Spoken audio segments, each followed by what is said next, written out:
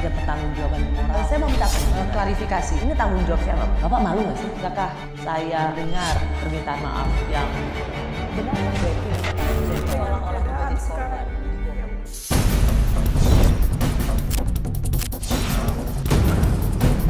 Enggak lah, masa saya intervensi. Kalau saya intervensi, itu merintahkan batalion mana tak suruh duduk situ, nah itu namanya intervensi. Kiranya dapat disampaikan kepada Panglima TNI dan jajaran TNI atas kekhilafan ini kami mohon dapat dimaafkan.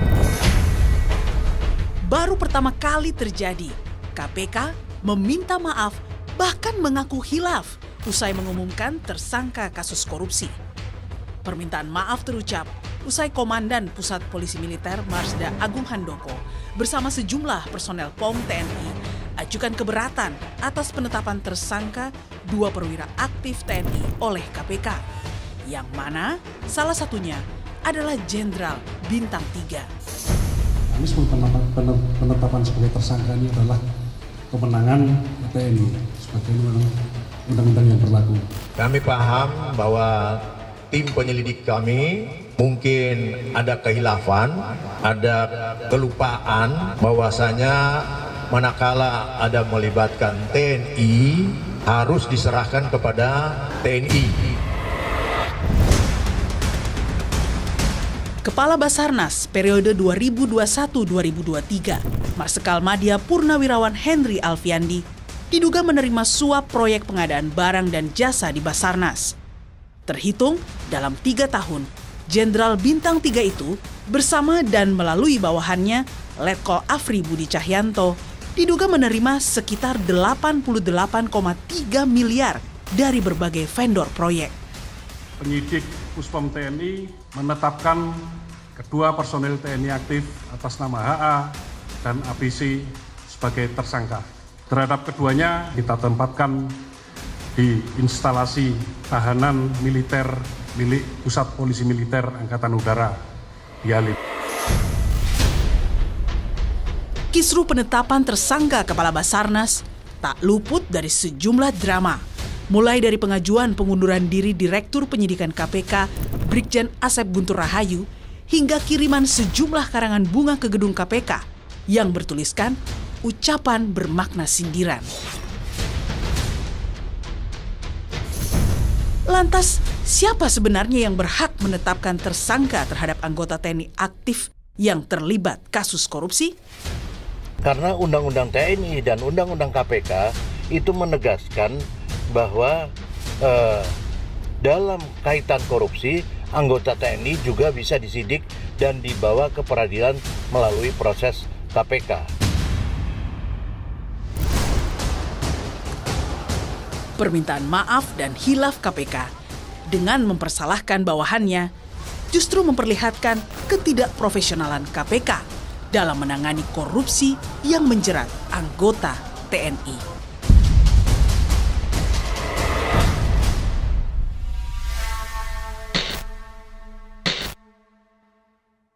Saya sudah bersama Komandan Puspom TNI, Marsda TNI Agung Handoko, dan juga aktivis senior di bidang HAM, pejuang kesetaraan dan keberagaman yang kini menjabat Ketua Dewan Nasional Setara Institut Hendardi. Selamat malam Pak Agung, selamat malam Bung Hendardi. Selamat malam. Terima kasih sudah di Rosi. Pak Agung, saya mau tanya dulu untuk klarifikasi. Ramai-ramai seorang dan Puspom datang ke KPK bersama para perwira tinggi TNI, lagi mau mengancam KPK ya? Baik, terima kasih Mbak Rosi. Jadi ya mungkin ini jawaban klise. Yang pertama, kita sama-sama aparat penegak hukum ingin silaturahmi ke rekan-rekan kita di KPK. Kata silaturahmi itu kesannya baik Pak, tapi itu tidak tertangkap di publik. Yang tertangkap adalah para perwira tinggi datang berseragam, loreng, ingin mengirimkan pesan, hei KPK jangan main-main sama TNI. Baik, jadi kita ke sana berseragam loreng memang pada saat hari itu hari Jumat, seragam kita memang menggunakan loreng. Di luar itu kita menggunakan pakaian angkatan masing-masing. Jadi yang saya bawa seluruhnya adalah aparat penegak hukum. Di mana sudah kita dengar bersama bahwa ada personel TNI yang ditangkap tangan oleh KPK dan diserahkan proses hukumnya kepada TNI. Dari situ kita sudah mengantisipasi dari mulai penyidik sampai dengan penuntut, orjen juga kita ikut sertakan, mendatangi ke sana dalam rangka menanyakan sebetulnya kepada pihak KPK. Kami dari TNI meminta penjelasan apa kewenangan dari pihak KPK menetapkan personel TNI menjadi tersangka. Karena kami ada ranah undang-undang kami di Undang-Undang 31 tentang peradilan militer. Demikian. Agung, dalam konferensi persnya Pak Agung di KPK mengatakan dari tim kami terus terang keberatan kalau itu ditetapkan sebagai tersangka, khususnya untuk yang militer. Karena kami punya ketentuan sendiri, punya aturan sendiri, kami aparat TNI tidak bisa menetapkan orang sipil sebagai tersangka. Begitu juga harapan kami, ya KPK juga demikian. Artinya memang ada ketersinggungan bahwa KPK yang menetapkan tersangka seorang perwira aktif TNI. Ada ketersinggungan itu? Tidak tersinggung sebenarnya, Mbak. Hanya meluruskan atau mendudukkan pada porsinya. Kan Bapak mengatakan tidak terima, kalau tidak terima kan tersinggung. Jangan diartikan seperti itu. Jadi tidak terima kami ini karena bukan pada porsinya. Jadi kami punya porsi, KPK juga punya porsi. Nah itu yang mari sama-sama kita hargai, masing-masing punya ketentuan.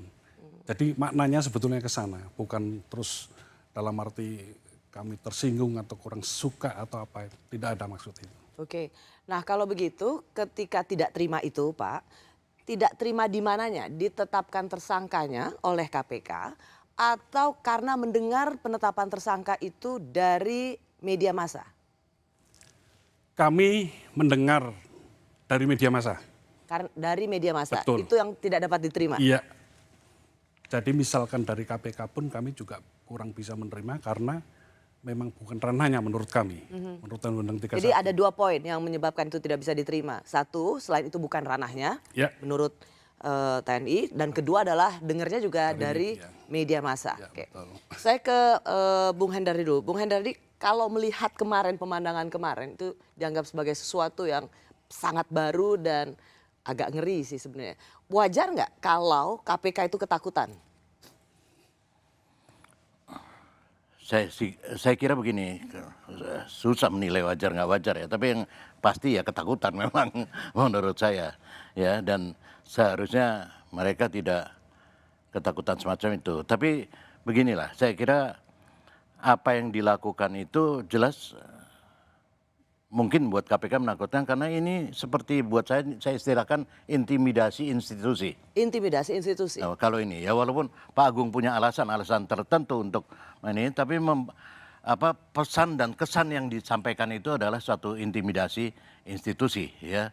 Karena itu saya juga mau komentari judul ini, sepakat juga saya dengan KPK Komisi Penyidik Khilaf ya. Karena memang betul khilaf karena belum lebaran udah bermaaf-maafan ini. Jadi Lebih mendahului yang lain ini. Jadi mereka minta maaf sebenarnya karena memang hilaf atau karena takut pada institusi TNI? Saya kira kalau kalau perdebatan wilayah kewenangan ya dari institusi TNI maupun KPK, dan di situ memang nggak akan ada habisnya ya karena dua-duanya punya argumen hukum yang cukup kuat. Namun buat saya semua hal yang semacam itu mesti ditarik ke atas, ke konstitusi ya, dan konstitusi menegaskan secara tegas bahwa kesamaan di depan hukum bagi semua orang. Tidak peduli itu militer, itu aktif tidak aktif atau pensiun atau umum ya, itu semua dalam saat punya kesetaraan, punya kesamaan di depan hukum ya. Itulah saya karena itu memang mungkin ada perbedaan, ada Pak Agung, Pak Dan Puson berpijak pada Undang-Undang Peradilan Militer ya. Sampai yang menurut saya itu warisan Orde Baru yang udah sebetulnya sudah ditenggelamkan dalam tanda kutip adalah oleh Undang-Undang TNI maupun Undang-Undang KPK yang mengamanatkan lain. Bahkan itu merupakan programnya Jokowi periode pertama untuk merevisi Undang-Undang Peradilan Militer. Kita akan mendiskusikan soal itu juga, Bung Hendari. Tapi saya ingin mencari tahu sebenarnya di mana tidak terimanya karena pimpinan KPK, bahkan media massa juga mendapat rilis dari Ketua KPK di 30 Juli. Ketua KPK mengatakan KPK telah melibatkan POM TNI sejak awal untuk mengikuti gelar perkara sampai dengan penetapan status perkara dan status hukum para pihak terkait. Itu 30 Juli. Dan semalam di program Satu Meja, pimpinan KPK juga mengatakan udah berkoordinasi. Jadi siapa yang bohong? Jadi begitu kita mendapat berita personil TNI ada tertangkap tangan, kita memang dihubungi, Mbak. Dihubungi setelah kami dapat berita dari media, ada staf kami dihubungi, melapor kepada kami perintahkan berangkat ke KPK untuk berkoordinasi. Memang di sana diskusi dan kira-kira sampai menjelang malam, pada akhirnya akan dilaksanakan ekspos di internal. Memang betul, tim Puspom dilibatkan. Pada saat itu sudah ada wacana untuk penetapan tersangka. Jadi dari pihak sipil ada 3, dari pihak TNI ada 2, karena ada pemberi, ada penerima suap. Dari tim kami Jadi sebenarnya sampai di titik ini benar ada koordinasi ya Pak? betul, Oke. betul kami akui. Tapi dari tim kami mempersilahkan untuk yang sipil. Kami tidak setuju jika yang militer ditetapkan tersangka. Oh, silahkan ditetapkan yang sipil, untuk yang militer akan kita serahkan ke POM TNI.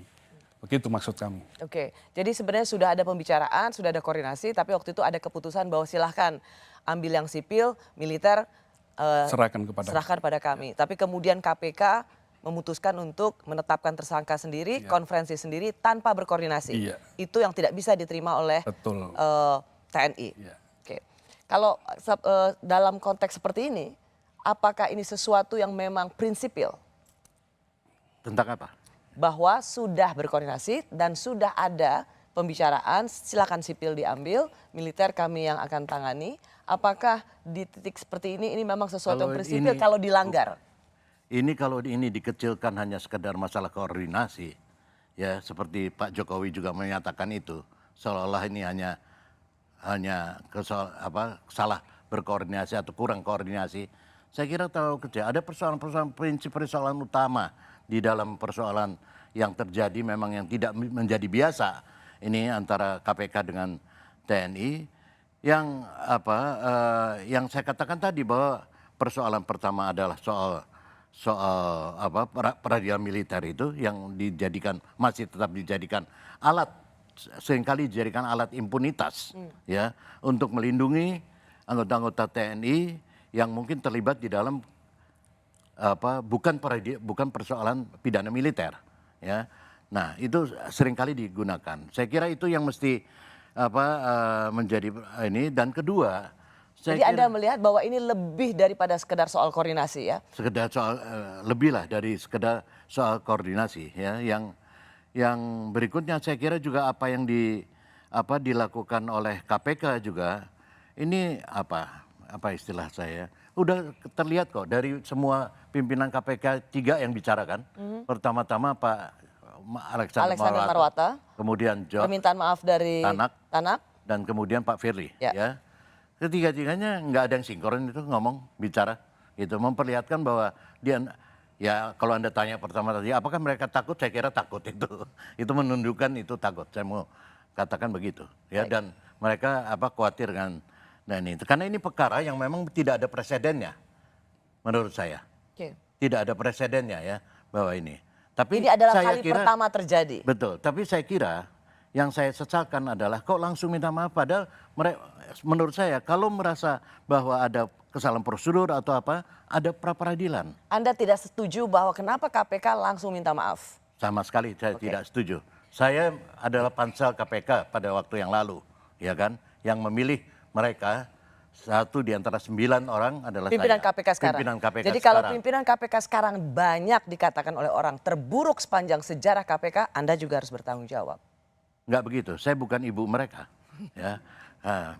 Mereka bukan anak-anak saya yang mungkin kalau salah masih saya bela.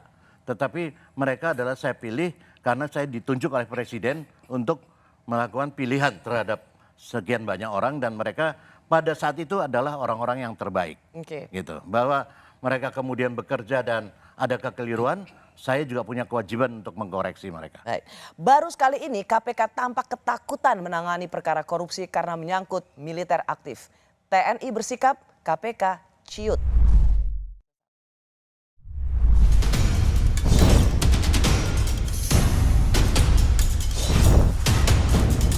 Diduga HA bersama dan melalui ABC mendapatkan nilai suap dari beberapa proyek di Basarnas sekitar 88,3 miliar.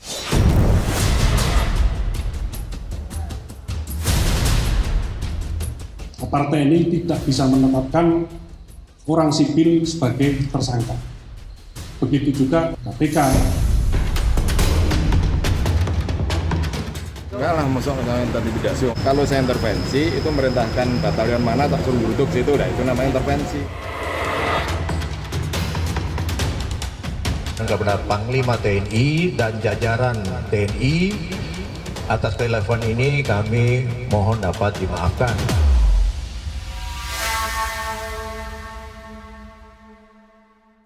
Saya masih bersama Komandan Puspom TNI Marsda TNI Agung Handoko serta Ketua Dewan Nasional Setara Institute Hendardi.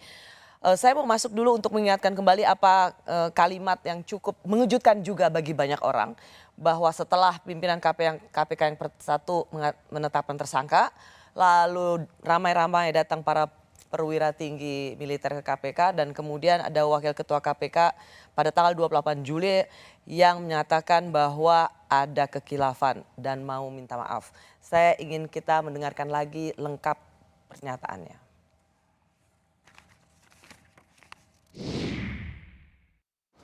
Dalam pelaksanaan tangkap tangan itu, ternyata tim menemukan, mengetahui adanya anggota TNI, dan kami paham bahwa tim penyelidik kami mungkin ada kehilafan, ada kelupaan bahwasanya manakala ada melibatkan TNI harus diserahkan kepada TNI.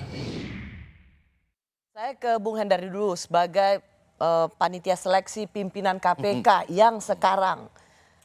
Ada nuansa justru menyalahkan anak buah, yaitu penyidiknya. Memang kalau dalam hal ini memang penyidik yang harus bertanggung jawab. Mereka kilaf, begitu nangkep, lupa ternyata tentara aktif.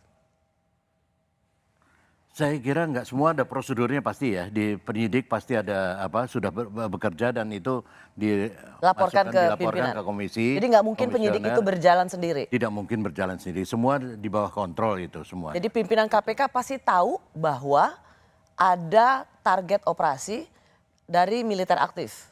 Ya, saya kira karena itu kenapa kemudian direktur penyidiknya si Pak Asep itu kemudian menyatakan mundur kan, walaupun dia kembali lagi atau apa nggak tahu lah. Saya kira ya, akibat itu karena kemudian seperti dikorbankan kan untuk itu. Waktu koordinasi dengan KPK, ikut berkoordinasi juga dengan pimpinan KPK?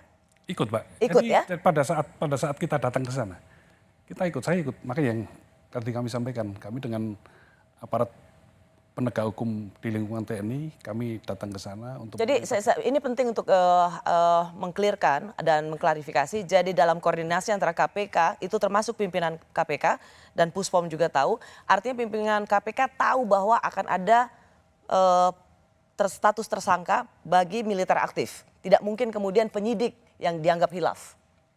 Kalau yang pada saat gelar perkara kami belum ikut, hanya tim kami yang ke sana.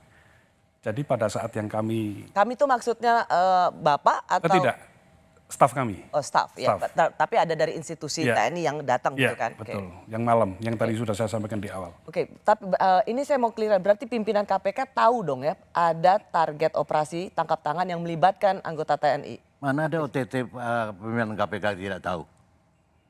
Dari zaman KPK lahir juga tahu lah pasti. Pasti ada laporan. Jadi kalau dibilang penyidik yang khilaf? Dia tidak bilang penyidik yang hilaf, dia bilang dia yang hilaf tuh. Apa nggak tahu siapa, entah komisi. Tim penyidik kami ada kekhilafan. Iya. Ya, tapi saya kira ya itu cara mengkambing hitamkan aja menurut saya. Tetap toh tanggung jawabnya ada di komisioner kan, di beberapa orang komisioner. Baik, kita sudah mendapat gambaran bahwa dalam institusi penegak hukum yang bernama KPK ini tidak ada sinkronisasi, koordinasi, tidak saja antara pimpinan, tetapi juga semacam lempar handuk atasan atau menyalahkan anak buah dan tidak mengambil alih tanggung jawab pada pimpinan. Tapi kalau kita bicara soal khilaf ini dan minta maaf, Bung Herdadi tadi mengatakan harusnya tidak minta maaf. Tetapi kan memang TNI tidak bisa terima kalau kemudian mereka bukan yang menangani atau mentersangkakan anggota militer aktif. Iya, itu karena pandangannya TNI selalu dilandasi oleh Undang-Undang Peradilan Militer yang masih berlaku. Itu adalah warisan Orde Baru yang dipakai terus untuk memproteksi, ya. Tetapi itu dipakai terus untuk memproteksi itu. Sementara ada undang-undang, sudah ada undang-undang TNI, undang-undang KPK yang menjelaskan bahwa tindak pidana apapun itu yang bukan tindak pidana militer itu harus ada di peradilan umum. Nah itu perbedaan ini. Tapi saya sadar perbedaan ini susah kemudian ditemukan. Makanya kita kembalikan ke konstitusinya bahwa ini merupakan ini adalah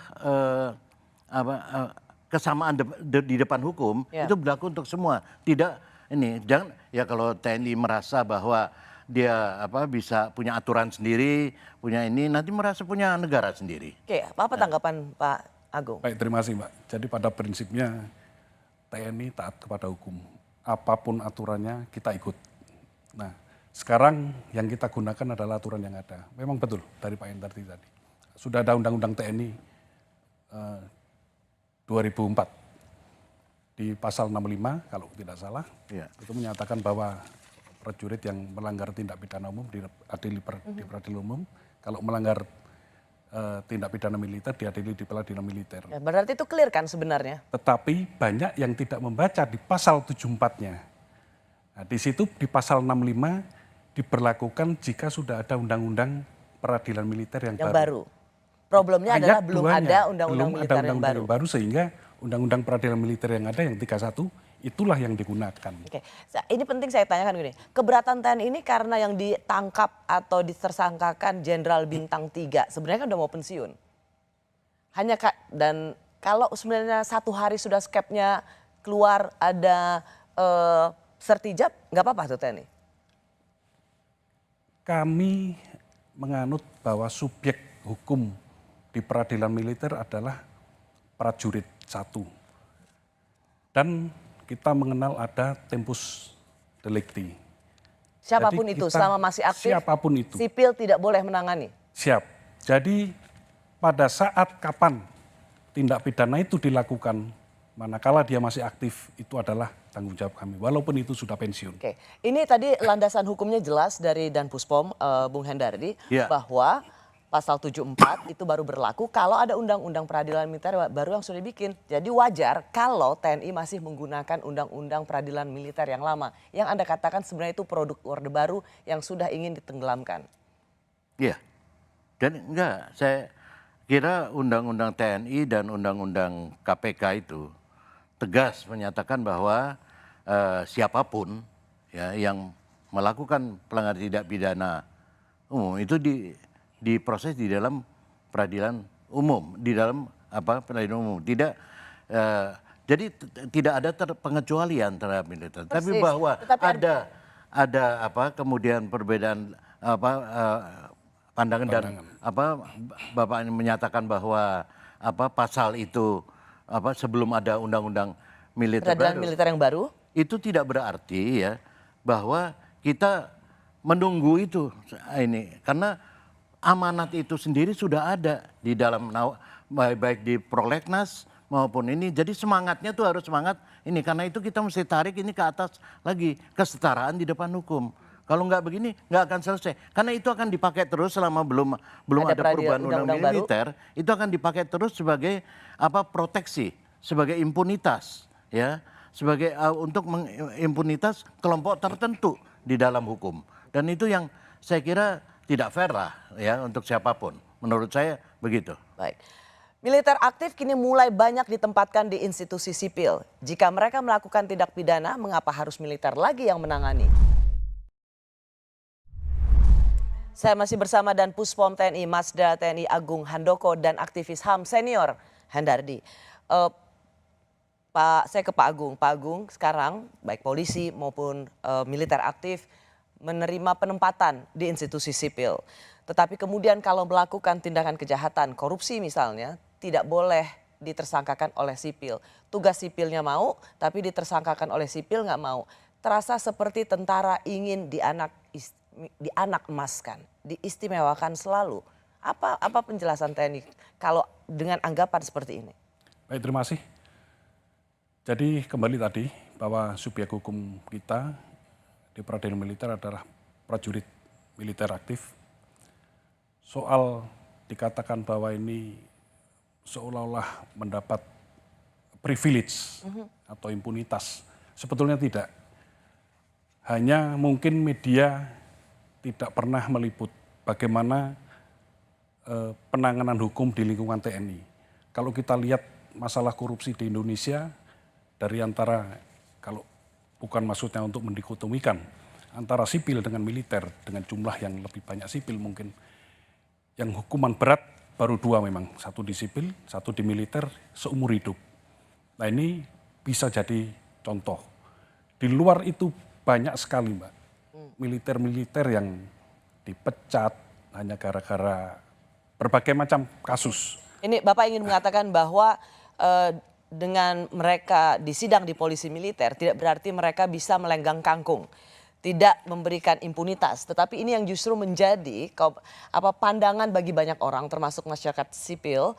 Bung Hendardi baru saja mengatakan bahwa cara-cara semacam ini menarik militer kembali ke peradilan militer, padahal kejahatan mereka adalah kejahatan misalnya korupsi, itu adalah untuk impunitas. Gimana Anda menggambarkan bahwa itu sebuah kaitan atau sebuah relevansi yang sangat jelas? Itu satu hal ya, bahwa proteksi ya ataupun impunitas itu bakal terjadi karena mereka menangani dirinya sendiri kok gitu ininya ya.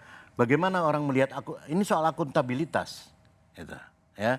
Sekarang misalnya jadi persoalan apa yang Pak Agung sampaikan tadi bahwa saya tidak mempermasalahkan apakah peradilan militer itu misalnya akan menghukum seseorang ringan atau berat ya, karena itu otoritas dan wilayah hakim ya. Yang saya persoalkan adalah misalnya sekarang, tapi yang lebih jauh dari sekedar mengimpunitas dalam pengertian politik adalah sejauh mana keterbukaan akuntabilitas di misalnya orang bertanya bagaimana tahanan militer, apa benar dia ditahan ini semacam itu ya, kemudian bagaimana prosedur pengawasan tahanan dan narapidana militer.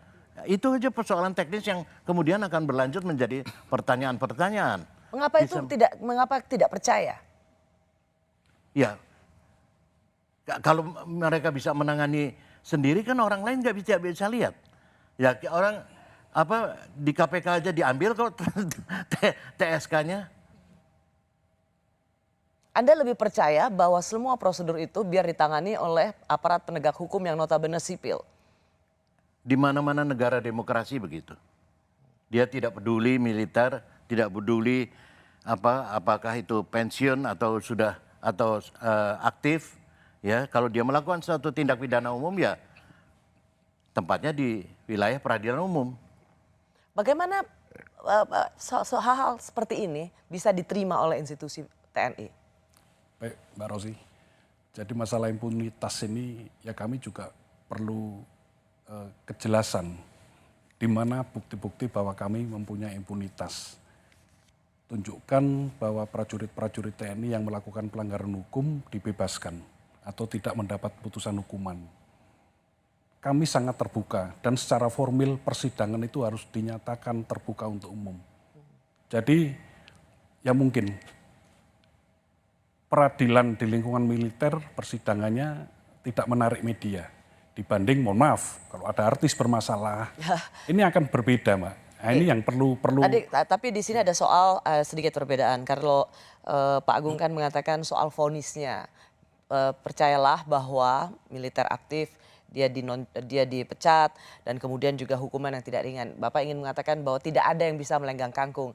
Tetapi kan yang menjadi poin kritis dari seorang Hendardi adalah bukan soal vonis hukumannya, tapi selama proses di peradilan itu. Karena antara mereka menjaga mereka sendiri, begitu kan poinnya? Ya, mereka menjaga sendiri dirinya sendiri, dan itu seberapa jauh publik bisa mengawasi itu. Ya, dan saya setuju sebetulnya kalau mau hukuman keras lama ini asal itu tindak pidana militer, ya silakan. Tapi kalau tindak pidana umum, ya itu tidak di peradilan militer. Silakan dijawab dulu. Jadi masalah bukan tadi permasalahan vonisnya, tapi prosesnya tadi saya sampaikan bahwa kita sangat terbuka. Mau mulai proses penyidikan seperti sekarang ini, silahkan. Kami sudah terbuka, silahkan teman-teman media mengikuti. Dan kita akan terus laporkan perkembangan-perkembangan yang kita tangkap. Itu kan persidangan tapi Pak, kan yang ditanyakan soal pada saat ia ditempatkan di polisi militer, di penjara militer. Kita mau dilihat silakan Pak. Mungkin, mohon maaf, perlakuannya akan lebih berat. Mungkin dibanding masyarakat yang pada umumnya. Saya mau masuk ke pernyataannya Pak Mahfud karena Menko Polhukam pada tanggal 1 Agustus lalu Bung Hendardi yang mengatakan kesan saya pribadi peradilan militer itu kalau sudah mengadili biasanya lebih steril dari intervensi politik. Biasanya lebih steril dari tekanan masyarakat sipil. Oleh sebab itu kita percayakan ini kepada peradilan militer dan kita semua akan mengawalnya dari luar. Jadi sebuah justru dukungan bahwa peradilan militer itu Pak Mahfud ingin menjawab sinisme dari masyarakat sipil soal peradilan militer, tahanan militer, pasti antar mereka jeruk makan jeruk. Pak Mahfud memberikan kalimat ini untuk menjawab sinisme Anda. Ya, dia lagi bermain kata-kata, biar aja. Tapi saya kira dia harus elaborasi dong. Bagaimana menjawab itu dengan konkret. Kalau cuma bicara begitu, kenyataannya kan bahwa dia hanya menunjukkan ketidakmampuan Pak Mahfud sebagai Menko Polhukam ya menarik persoalan-persoalan yang pidana-pidana umum yang bukan pidana militer itu ditangani oleh militer. Dia tidak bisa tarik ke ini. Nah, karena itu justifikasi semacam itu buat saya. Jadi kalau Anda selama ia melakukan satu tindakan pidana yang bersifat militer itu tidak masalah ya di peradilan militer. Ya memang itu begitu, memang aturannya itu tugasnya. begitu. Tetapi ketika ia bersama-sama dengan sipil melakukan kejahatan pidana umum, ia harus diserahkan pada peradilan umum. Ya. Jadi dan itu. Ya walaupun perdebatan itu sekarang mungkin karena saya katakan tadi undang-undangnya masing-masing masih ada, masih ada dan masih boleh katakan sama kuat gitu. Ya mungkin memang harus dicari jalannya. Ya misalnya peradilan koneksitas itu merupakan satu cara ya yang bisa diatur kemudian. Tetapi untuk sementara waktu. Tetapi ada PR yang paling mendasar buat saya.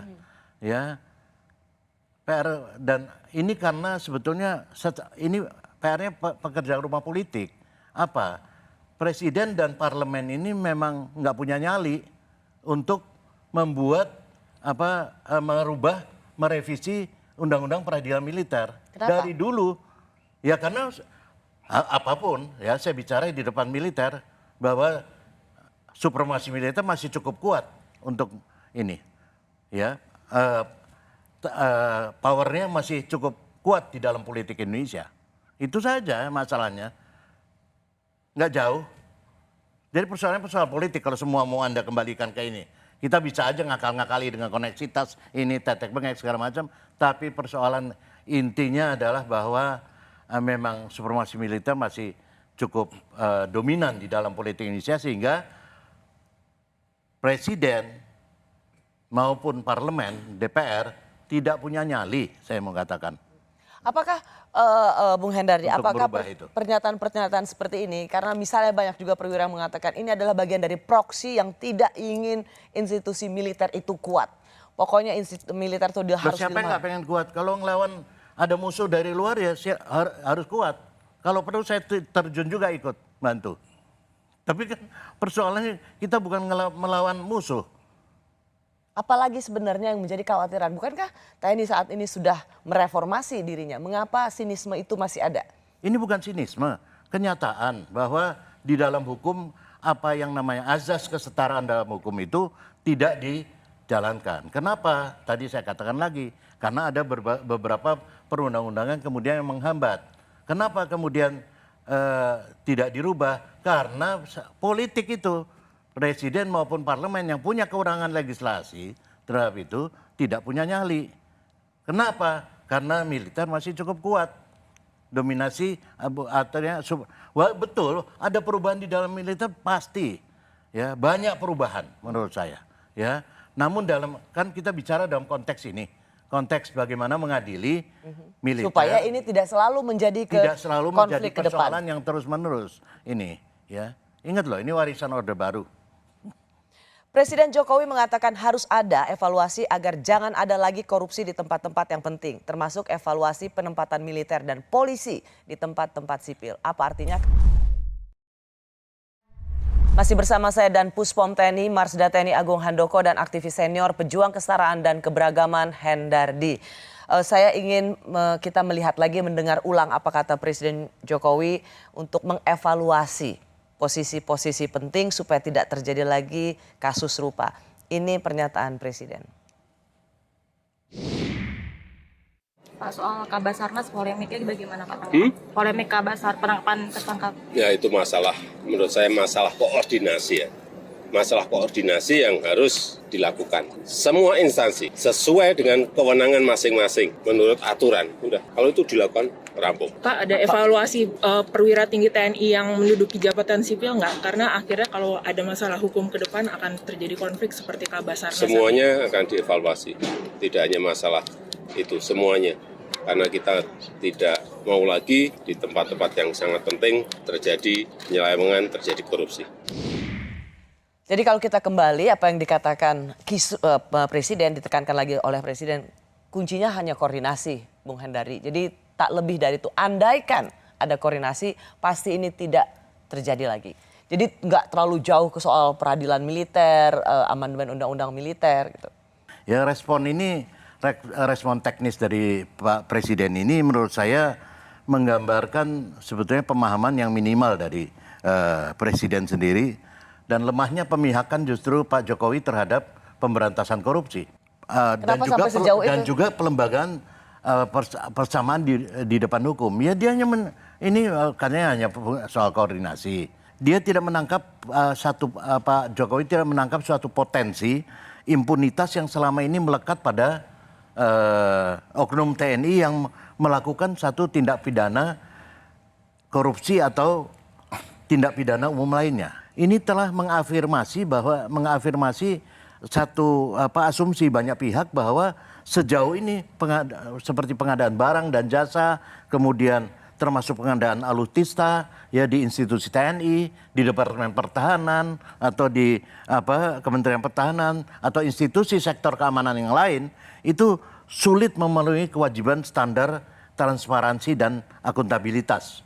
Itu saya kira yang mesti ditangkap, jangan cuma melihat ini kok seolah-olah tidak ada masalah. Besok-besok timbul lagi masalah semacam ini menurut saya. Saya berikan Pak Agung. Jadi terkait dengan impunitas tadi kita sudah sangat terbuka. Sekarang mencari informasi apapun akan sangat mudah. Ada asas hukum, tapi ada lagi untuk militer. Itu yang perlu diperhatikan adalah untuk kepentingan pertahanan. Nah ini banyak yang tidak dipahami oleh masyarakat. Oke, jadi kenapa itu tidak di peradilan umum?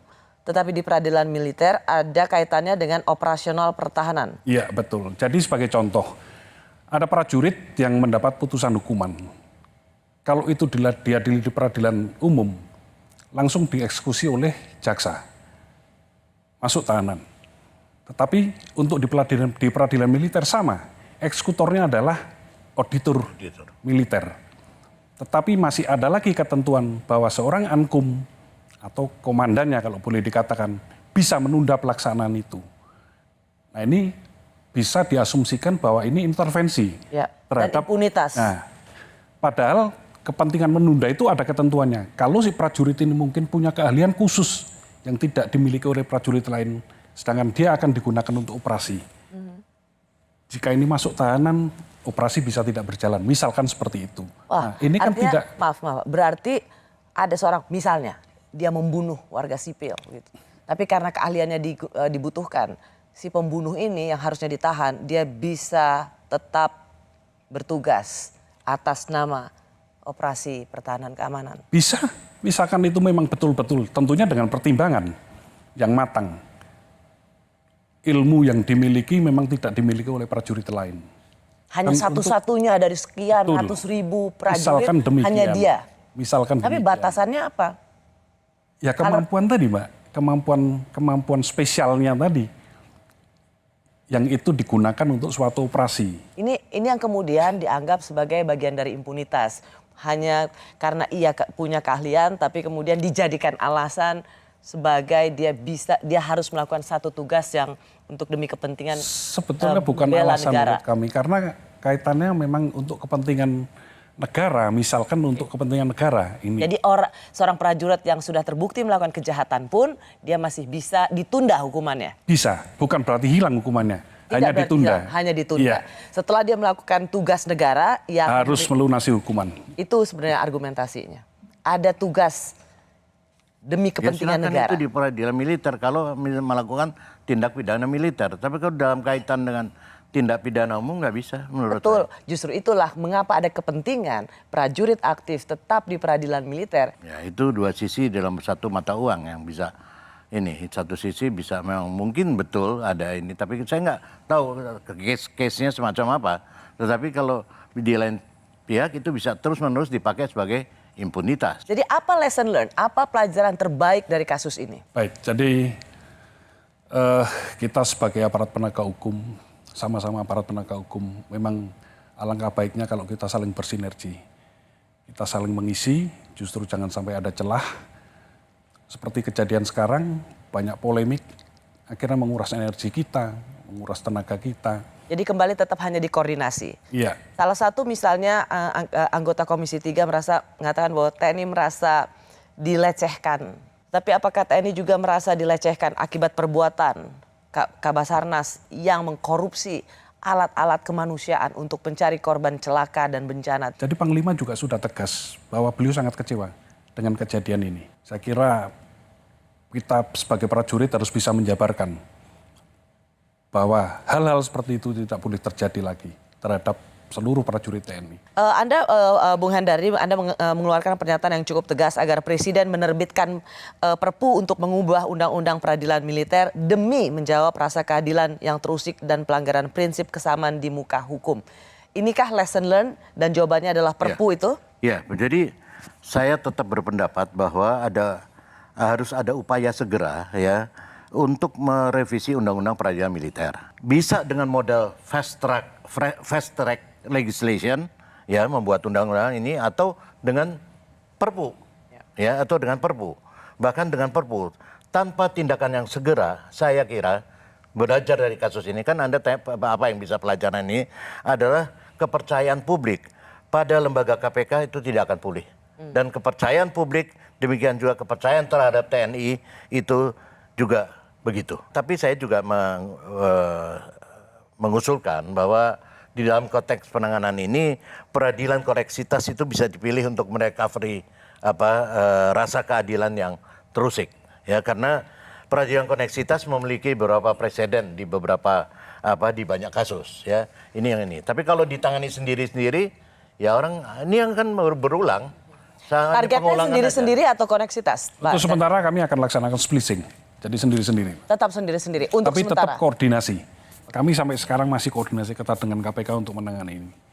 Masih berjalan sekarang. Oke, tetap sendiri-sendiri. Itulah pesan dari Danpuspom TNI. Baik, terima kasih Pak Danpuspom sudah memberikan penjelasannya di Rosi, juga untuk Bung Hendardi yang telah memberikan perspektifnya di Rosi.